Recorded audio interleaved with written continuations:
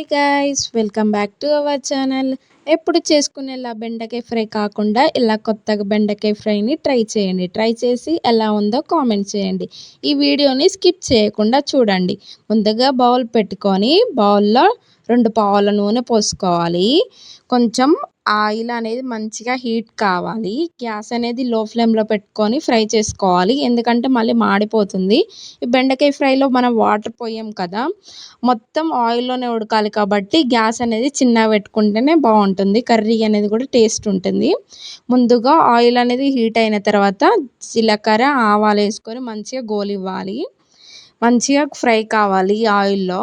అది మంచిగా ఫ్రై అయిన తర్వాత ఇప్పుడు సన్నగా తరిమిన ఆనియన్స్, పచ్చిమిర్చి వేసుకోవాలి. ఆనియన్స్ అనేది మంచిగా గోల్డెన్ కలర్ వచ్చే వరకు ఆనియన్స్ని మంచిగా వేయించాలి ఆయిల్లో. ఈ పచ్చిమిర్చి అనేది కూడా మంచిగా వేయించాలి. తర్వాత అల్లం వేసుకోవాలి. ఇది బెండకాయ ఫ్రై కాబట్టి కొంచెం అల్లం వేసుకోవాలి. మేమైతే ఇక్కడ కొంచెమే వేసుకున్నాం. అల్లం అనేది మంచిగా ఆయిల్లో వేయించాలి. అల్లం పచ్చి వాసన పోయే వరకు మంచిగా గోలనివ్వాలి. అది మంచిగా గోలుతూ ఉంటుంది.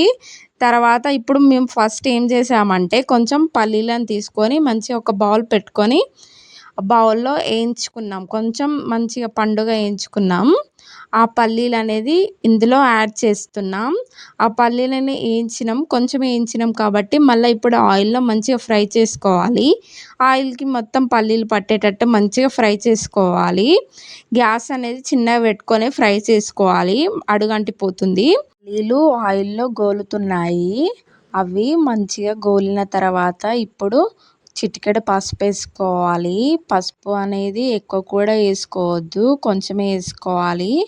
పసుపు వేసుకొని ఇప్పుడు ఆ పసుపు కూడా 2 minutes ఆయిల్లో మంచిగా కలపాలి.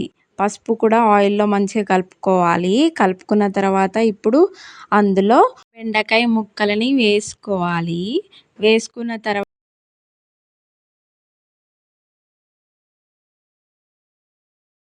తొందరగా ఉడుకుతుంది, అందుకే రుచికి సరిపడా సాల్ట్ అనేది వేసుకోవాలి. మళ్ళీ ఇప్పుడే ఎక్కువ కూడా వేయొద్దు, ఎందుకంటే ఉప్పిసం అయిపోతుంది కాబట్టి కొంచెమే సాల్ట్ వేసుకోవాలి. మళ్ళీ తక్కువ కూడా వేసుకోవచ్చు, కానీ మళ్ళీ ఎక్కువైతే తినలేం కాబట్టి కొంచెమే సాల్ట్ అనేది వేసుకోవాలి. ఆ సాల్ట్ని వేసుకొని ఇప్పుడు మొత్తం మంచిగా కలబెట్టుకోవాలి. మేము ఇక్కడ కలబెట్టుకుంటున్నాం, మీరే చూడండి.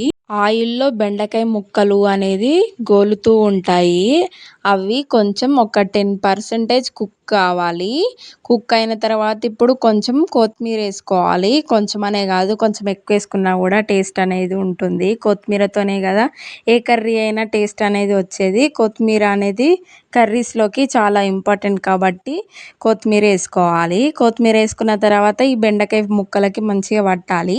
ఈ కొత్తిమీర కూడా మంచిగా వేసుకున్న తర్వాత కొంచెం ఉడకనివ్వాలి. ఉడకనించిన తర్వాత రుచికి సరిపడా కారం వేసుకోవాలి. ఫస్ట్ మనం పచ్చిమిర్చి వేసుకున్నాం కాబట్టి కర్రీని కలబెట్టుకోవాలి. కలబెట్టుకున్న తర్వాత ఇప్పుడు ఏం చేయాలి అంటే అది మంచిగా కుక్ అవుతూ ఉంటుంది. ఇంకో 10 minutes కుక్ చేయాలి. కుక్ అయిన తర్వాత ఇప్పుడు లాస్ట్లో గరం మసాలా యాడ్ చేసుకోవాలి. గరం మసాలా యాడ్ చేసుకొని ఇంకో 5 minutes కుక్ చేయాలి, ఎందుకంటే ముక్కలకి మసాలా అనేది పట్టాలి, ఆయిల్లో ఉడకాలి కాబట్టి. 5 minutes కుక్ చేస్తే టేస్టీ బెండకాయ ఫ్రై అనేది రెడీ అయిపోతుంది. ఈ వీడియో మీకు నచ్చినట్టయితే లైక్ చేయండి, సబ్స్క్రైబ్ చేయండి, నన్ను సపోర్ట్ చేయండి. బాయ్.